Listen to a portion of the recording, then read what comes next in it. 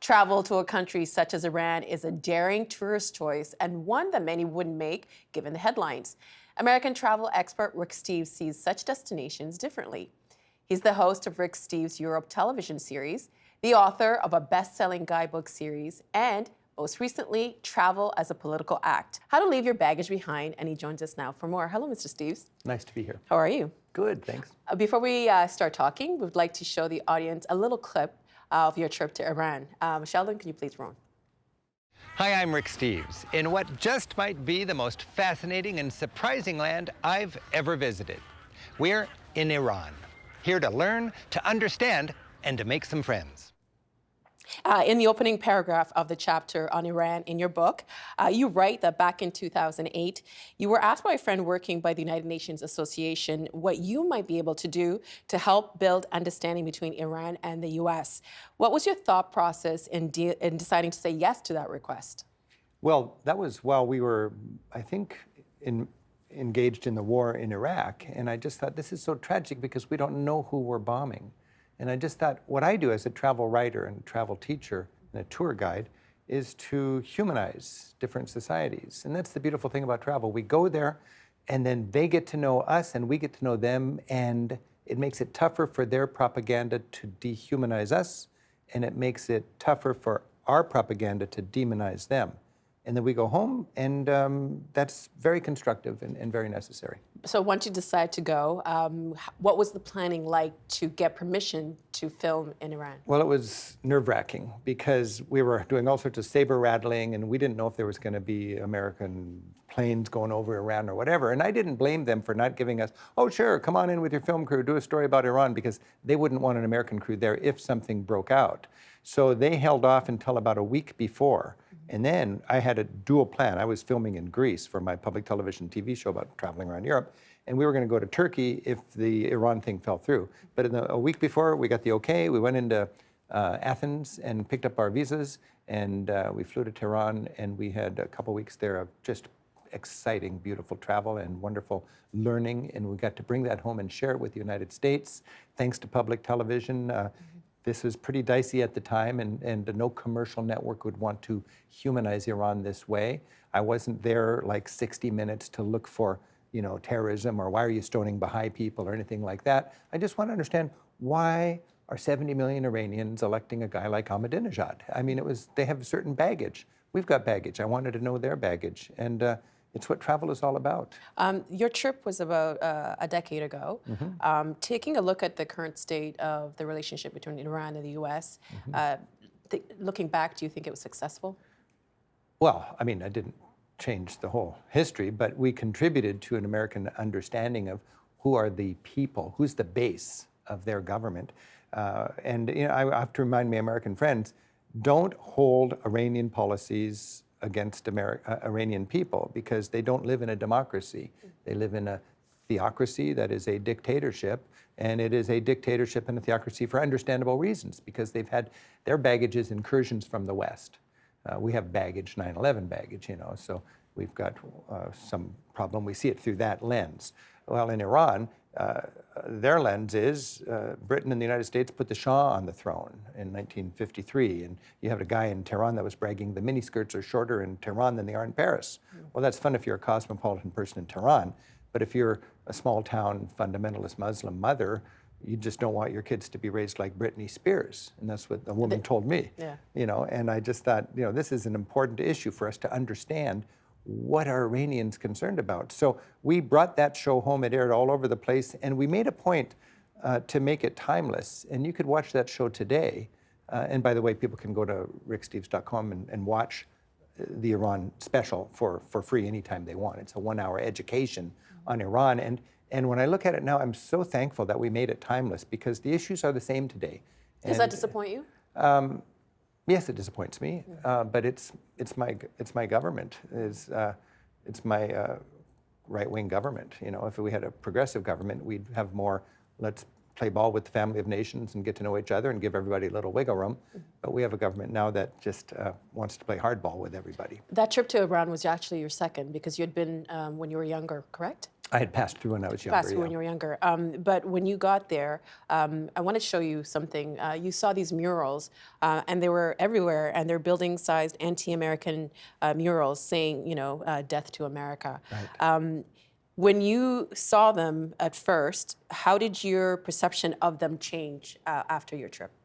When I saw the murals the first time? The first time. Because they must have been jarring when you saw them. It was very awkward to be walking under these 8-story tall murals of the American flag with dropping bombs for stripes and skulls for stars that says "Down with America." I thought, you know, walking under that, awkward if you're an American. Then I reminded myself those propaganda posters painted on these walls are older than the people on the street. And these people on the street didn't live in a democracy where it could change that. You just lay low, you know. So I shouldn't hold those posters against the populace of Iran. And what I wanted to base my opinion on wasn't little sound bites from commercial media, news, or photographs of hateful propaganda images. I wanted to base my perceptions on the people I met. And I've never met such friendly people as on the streets of Iran. One of the people was your driver. Your driver Yeah. said something that changed your perception. Oh, well, yeah, we were stuck in a traffic jam, and it's just a lot of traffic jams in Tehran, which is probably 3 times the size of Toronto, you know? And I'll never forget, it was just quiet, and suddenly he blurted out, "Death to traffic." And I thought, death to traffic? I thought it was death to America or death to Israel. And he said, no, right now it's death to traffic. And I said, well, what's with that? You Iranian people always saying death to everything. And he said, well, here in Iran, when something is frustrating us and just out of our control, we say death to that. And then I realized he's a bus driver. He doesn't speak great English, and he's translating the word damn. He said, damn the traffic. But he translated it into English, and it came out death to traffic. And I thought, that's how you translate the word damn. And then I thought, have I ever thought damn something, damn the teenagers? Well, yes, I have.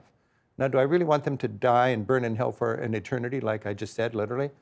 Not yet. It's just after midnight, turn down the music, death to teenagers, damn those teenagers, you see? So that's a little example about how we get a little more nuance and better understanding when we travel somewhere, instead of looking at some sort of a bumper sticker with an agenda that makes it so black and white. And I love that about travel. And if every American would travel to Iran or Cuba or Russia or Turkey or Egypt or Morocco or even Denmark or Norway and talk to some people, they would come home, we would have a different political landscape in the United States, and the world would be a much nicer place. In Travel as a Political Act, you write that while people used to say bon voyage when you left for a trip, now they tend to say have a safe trip. Yeah. How do you respond to that phrase? Oh, you know what? I miss when people said bon voyage. I love bon voyage. Now they say, have a safe trip. It's like, we'll pray for you. Are you sure you want to go over there considering all that's happening? And it exasperates me. When somebody tells me have a safe trip, I'm inclined to say, well, you have a safe stay at home. Because where I'm going statistically, and I know statistics are optional these days in the United States of America, but where I'm going statistically is safer than where you're staying. As a matter of fact, if you understood the statistics and you love your children, you would take them to Europe tomorrow. Because going to Europe, even in the worst times of terrorism, is safer than walking the streets of our big cities in the United States. I've been dealing with this illogical fear of terrorism for 30 years as a travel writer and a tour promoter and so on. You know, obviously, I'm trying to get people to travel for my business, but it's much more than that. I can sit right here and say it has never been safer to travel in Europe for an American or a Canadian than it is right now. And how do I know? Well, I've been going to Europe for 4 months a year for 30 years. I took 30,000 Americans on 1,000 different tours last year with my company. I've got 100 guide friends in Europe that work with me. We know what's safe and we know what's not. And we also know the statistical risk of walking down the street in Chicago or New York. Why do you think people are so cautious? I think it's the power of commercial news media. And when I was younger, when Walter Cronkite said, and that's the way it is, that's the way it was. Because in the United States, corporations that brought us the news gave us the news hour as part of their contribution to our community as their corporate citizenship. They did not try to make money off of the news hour. Well, since then, in the last generation, corporations have become much more aggressive at profit maximizing. American corporations have a legal obligation to profit maximize to their shareholders in the short term. and they just cannot give us the news without making some money. So that means they've got to have more eyeballs on there so they can charge more money for their ads. And if people aren't watching, they've got to amp it up, sex it up, bloody it up, crisis it up. And then you put that into a 24/7 environment, and it's crisis all the time. Now, the less sophisticated consumers of news, these are people buried deep in the middle of our great country with no passports, their worldview is shaped by hysterical news, and they become very frightened. The people who travel are not so frightened. Fear is for people who don't get out very much. And the flip side of fear is understanding, and we gain understanding when we travel. I really am all energized in my work as a travel writer and a tour guide and a TV host to inspire Americans to learn about the world.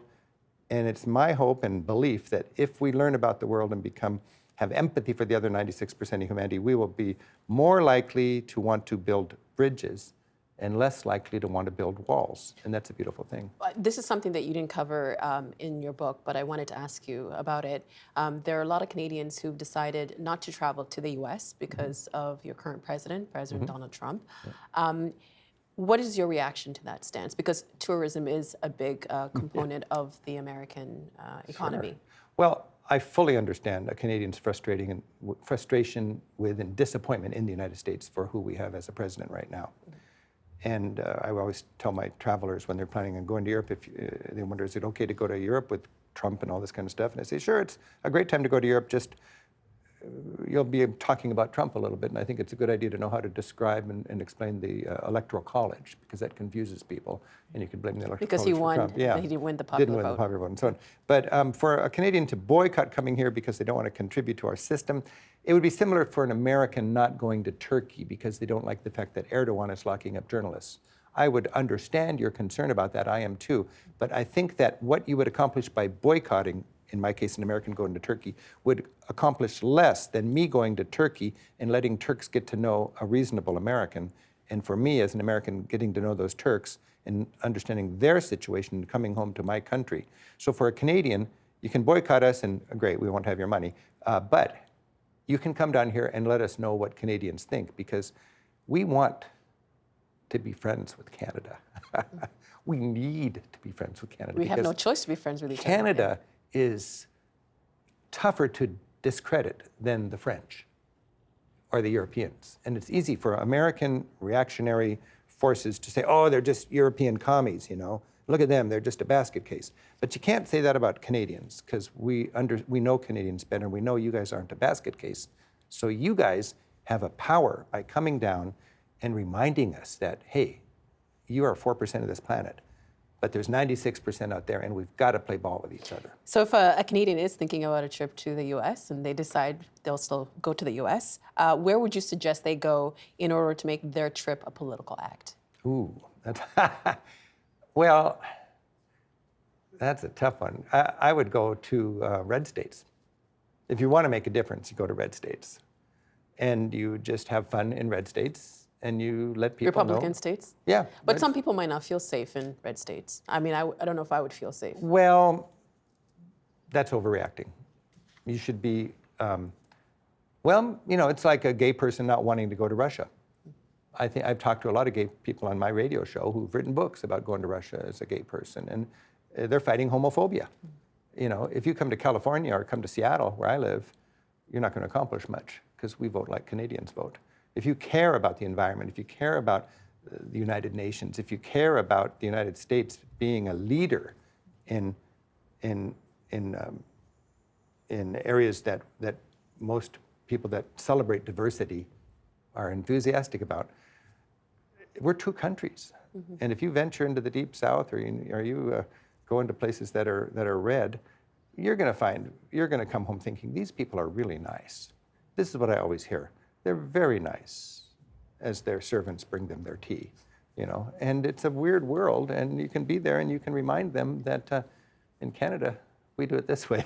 So I guess it's more about the individual instead of making broad assumptions. Yeah. If you were hoping to make this visit to Canada into a political act, where would you want to visit other than Well, if I was coming here as a political act, yeah. It's so funny because I'm in two mindsets. When I'm in Europe, I'm working, and I'm for 4 months a year I'm doing this, and the rest of the time I'm not traveling in that way. But if I was in a mindset of going to Canada and I wanted to travel this way, I would learn about your challenges with immigrant communities and with your indigenous population, you call First Nations, right? Indigenous people, yeah. Indigenous people, yeah.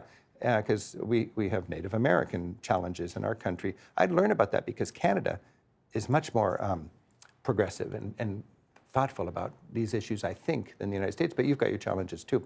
I would learn about healthcare because I think most Americans think you would be miserable with your healthcare situation because it's nationalized or whatever you call it. And I would also learn about what's it like to be a bilingual country. I would like to learn about what's it like to pay more taxes. Do you feel like it's a good value? There's lots of things to talk about. And then I would have a better sensibility about these issues when I come home and help my country deal with the same challenges. The cool thing about travel is we're all dealing with similar challenges. When you travel, you realize that. And we can compare notes. I'm sure we could learn a lot by coming to Canada. Well, thank you so much for being here and for allowing us an opportunity to think of travel in a more impactful way. Hey, you bring home the most beautiful souvenir, and that's a broader perspective. That's the souvenir I want to bring home. Thank you. That was Mr. Rick Steves, the author of Travel as a Political Act. Thank you. The Agenda with Steve Paikin is brought to you by the Chartered Professional Accountants of Ontario, helping businesses stay on the right side of change with strategic thinking, insightful decisions, and business leadership. Are you on the right side of change? Ask an Ontario CPA.